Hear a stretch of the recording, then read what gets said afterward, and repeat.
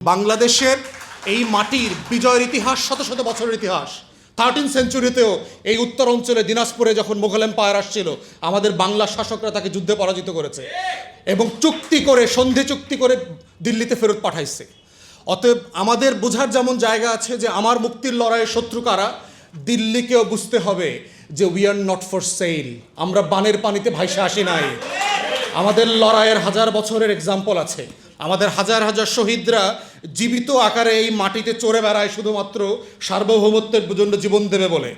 অতএব সেই জায়গাতে 75 এবং 24-এর অমিলের জায়গাটা হচ্ছে এইখানে। বিসমিল্লাহির রহমানির রহিম। প্রিয় উপস্থিতি, আসসালামু আলাইকুম। স্বাধীন বাংলাদেশের ইতিহাসের সবচেয়ে গুরুত্বপূর্ণ দুইটা দিবস যদি আমাদেরকে বিবেচনা করতে হয়, তার ভিতরে অবশ্যই প্রথম গুরুত্বপূর্ণ দিবস হচ্ছে 7ই নভেম্বর এবং অফকোর্স দ্বিতীয়টা হচ্ছে গত বছরের গণ অভ্যুত্থানের দিবস। প্রশ্ন হচ্ছে যে এই দুইটা গণ অভ্যুত্থানের কমন ট্রেটস কি, কোন কারণে, কি কি বাস্তবতায়, কোন কনটেক্সটে দেশের আপামর জনগণ, সিপাহী, জনতা, মুক্তিযোদ্ধারা যারা ছিলেন, সকল দলের দেশপ্রেমিক, বাংলাদেশ প্রেমী অংশ ছিলেন, তারা কেন রাস্তায় নেমেছিলেন। এইটা বোঝার মধ্য দিয়েই হচ্ছে আগামী দিনের বাংলাদেশের স্বাধীনতা, সার্বভৌমত্ব টিকিয়ে থাকবার যে লড়াই, আমাদের শত শত বছরের আজাদির যে লড়াই, সেই লড়াইয়ের মর্ম এবং ধারাবাহিকতা বোঝার জায়গাটা জড়িয়ে আছে। বাংলাদেশে দেখবেন যে বিভিন্ন ফোরামে এবং ইন্টারন্যাশনাল কমিউনিটির সাথে যখন আমরা মিট করি, তখন আমাদেরকে প্রায় জিজ্ঞেস করা হয় যে আওয়ামী লীগকে রাজনীতিতে অথবা নির্বাচনে অংশগ্রহণ করতে না দিলে দেশে স্থিতিশীলতা থাকবে কিনা, নির্বাচন সুষ্ঠু গ্রহণযোগ্য হবে কিনা, এই প্রশ্নগুলোকে ডিল করতে হয়। প্রশ্ন হচ্ছে যে ইতিহাসের পরম্পরা বারবার প্রমাণ করেছে যে আওয়ামী লীগ রাজনৈতিক দলের ডেফিনেশনে পড়ে না। সে হচ্ছে একটা ন্যাশনাল সিকিউরিটি থ্রেট, জাতীয় নিরাপত্তার হুমকি। এবং পৃথিবীর ইতিহাসে এরকম অজস্র ঘটনার এক্সাম্পল দেওয়া যাবে, আজকে তো সময় পারমিট করবে না, নাহলে আমি অ্যাটলিস্ট কয়েক শত এক্সাম্পল দেওয়া সম্ভব, যে ইভেন ওয়েস্টার্ন কান্ট্রিগুলো যেখানে ম্যাচিওর ডেমোক্রেসি ফাংশন করে, সেই জায়গাগুলোতেও তারা রাজনৈতিক দল নিষিদ্ধ করে দেয়, তারা প্রতিষ্ঠান ব্যান করে দেয়। রাশিয়ার একটা টেলিভিশন আছে RT, আপনারা দেখবেন অনেকগুলো ভাষায় এটা অপারেট করে। আমি ইংল্যান্ডে থাকা অবস্থায় দেখলাম RT ইংল্যান্ডে ব্যান করে দিল। তো ইংল্যান্ড তো ডেমোক্রেসির দেশ না, অনেক মত পথ চর্চা করা যায়। ইরানের একটা টেলিভিশন আছে, প্রেস টেলিভিশন। আমরা একই সময় লন্ডনে থাকা অবস্থায় দেখলাম যে প্রেস টিভিটা ইংল্যান্ড বন্ধ করে দিল, কোনো ব্রডকাস্ট করা যাবে না। এবং শুধু তাই না, এই টেলিভিশনগুলোতে যারা কাজ করতেন তাদের অনেককে গ্রেফতার করা হয়েছে, তাদেরকে জেলে নেওয়া হয়েছে এবং পার্সোনা নন গ্রাটা করে দেওয়া হয়েছে, দেশ থেকে বসে করে দেওয়া হয়েছে 1-2 দিনের ব্যবধানে।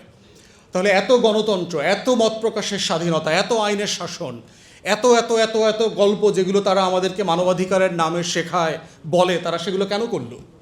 একটা মাত্র শুধু কারণ তারা বলেছে যে they pose national security to our sovereignty.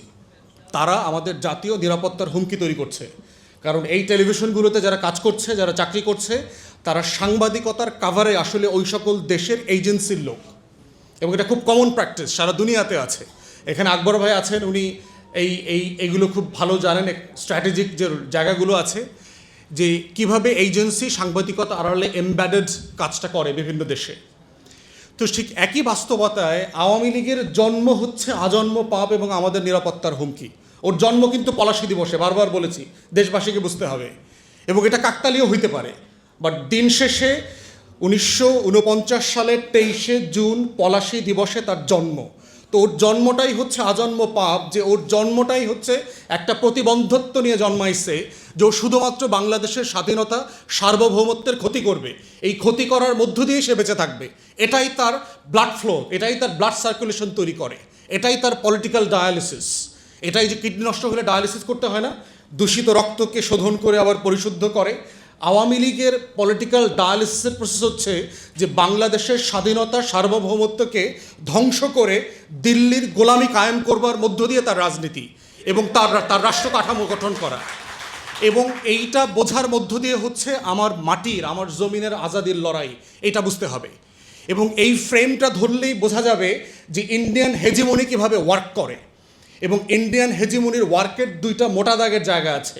একটা জায়গা হচ্ছে তার পলিটিক্যাল হেজিমনি, দিল্লির পলিটিক্যাল হেজিমনির একটা জায়গা আছে। আর দ্বিতীয়ত হচ্ছে তার কালচারাল হেজিমনি, তার কলকাতা কেন্দ্রিক যে নাচ গান কবিতা সাহিত্য, রবীন্দ্রনাথ ঠাকুর, তার যে চর্চা কেন্দ্রগুলো আছে, তার বলিউড আছে, এই কালচারাল ফ্রেমের মধ্য দিয়ে সেই কালচারাল হেজিমনি যেটা কায়েম করে।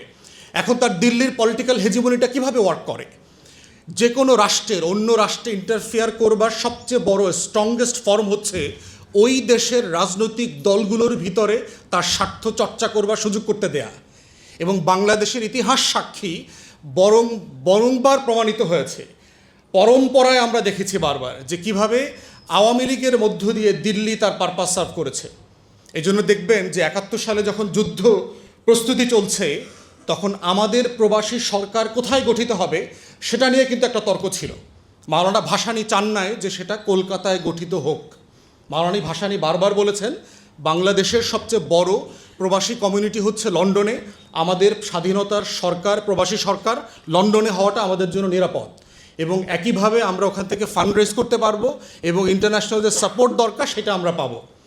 আমাদের যারা সেক্টর কমান্ডাররা ছিলেন, যারা মিলিটারি অফিসার ছিলেন, তারা সবাই বলেছেন যে আমরা চিটাগং হিল ট্র্যাক্সে আমাদের প্রবাসী সরকার তৈরি করব।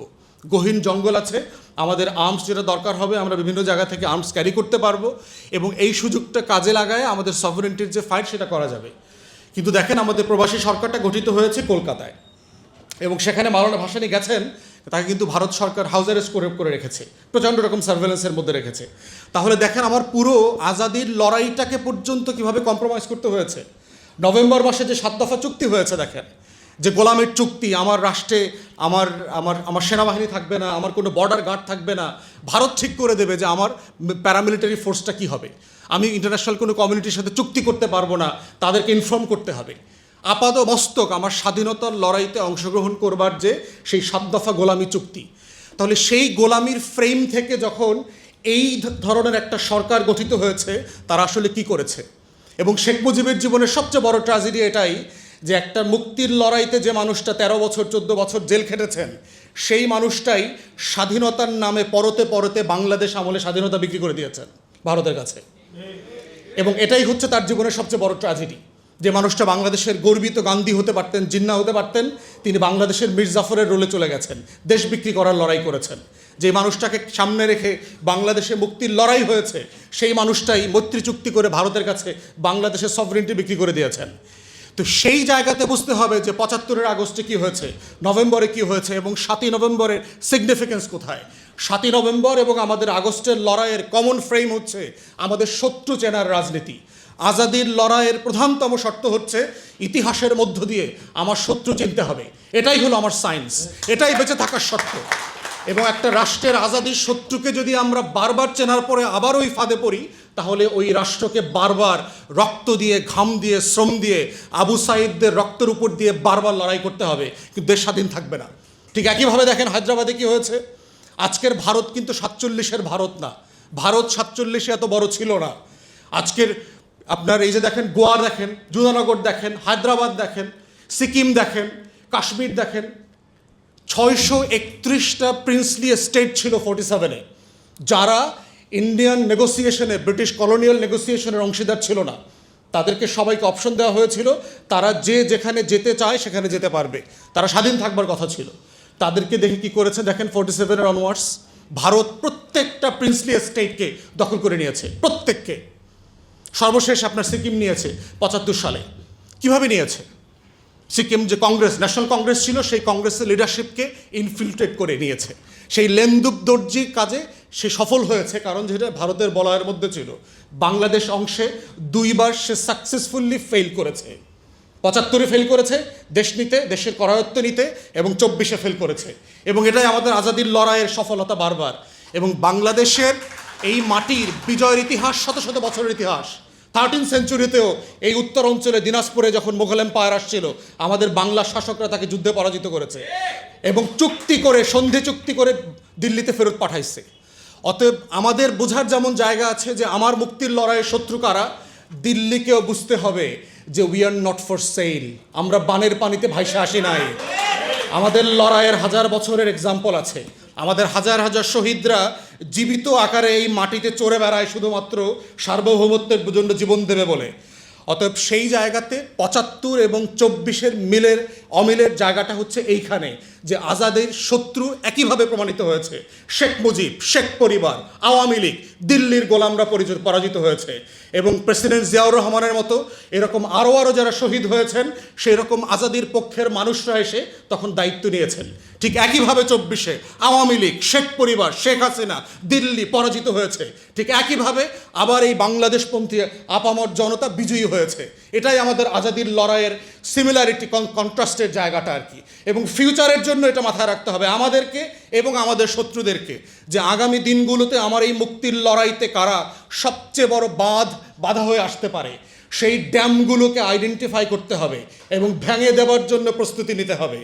প্রশ্ন হচ্ছে, আমরা বিভিন্ন রাজনীতি করি, এখানে বিভিন্ন রাজনৈতিক দলে আছি, কিন্তু আজাদির প্রশ্নে, স্বাধীনতার প্রশ্নে, সার্বভৌমত্বের প্রশ্নে, আত্মমর্যাদার প্রশ্নে, জাতীয় স্বার্থের প্রশ্নে, আমার ফরেন পলিসি, আমার defence policy, there is no difference of opinion. There can be no difference of opinion, come what may. এটা বিএনপি আসুক, জামাত আসুক, অন্য দল আসুক, কোয়ালিশন আসুক, এই প্রশ্নগুলো হচ্ছে কমন কোয়েশ্চেন। এই প্রশ্নগুলোই হচ্ছে সারা পৃথিবীতে রাষ্ট্রকে রাষ্ট্র হিসাবে বাঁচিয়ে রাখে, জাতিকে জাতি হিসাবে মর্যাদার চোখে নিয়ে যায়। এবং সেজন্যই পশ্চিমা দেশগুলোতে দেখবেন সরকার পরিবর্তন হয়, ক্ষমতা পরিবর্তন হয়, দল পরিবর্তন হয়, কিন্তু যুদ্ধের নীতি পরিবর্তন হয় না। কোন দেশে গিয়ে কার কাছ থেকে তেল চুরি করবে, গ্যাস চুরি করবে, সেখানে দেখবেন পুরো কংগ্রেস, পুরো house of parliaments agree to the position. এবং এটাই হচ্ছে জাতিসত্তার আজাদির প্রশ্ন। অতএব ৭ই নভেম্বর ৭৫ আর ২৪ এই জায়গাটাতে হচ্ছে আমাদেরকে একটা কমন জায়গায় শিক্ষা দিয়েছে যে আগামী দিনের রাষ্ট্র বিনির্মাণে যে নতুন পলিটিক্যাল সেটেলমেন্ট দরকার, সেখানে এই কমন কোশ্চেনে আমরা কম্প্রোমাইজ কেউ করব না। এর বাইরে হলো পলিটিক্স। আমার হেলথ পলিসি কী হবে, এখানে ডিফারেন্স অফ ওপিনিয়ন থাকবে। আমার এডুকেশন পলিসি কী হবে, এখানে ডিফারেন্স অফ ওপিনিয়ন থাকবে। কে কোথায় নির্বাচন করবে না, এখানে ডিফারেন্স অফ ওপিনিয়ন থাকবে। জুলাই সনদ নিয়ে ১০০ ওপিনিয়ন থাকতে পারে, কোনো সমস্যা নাই।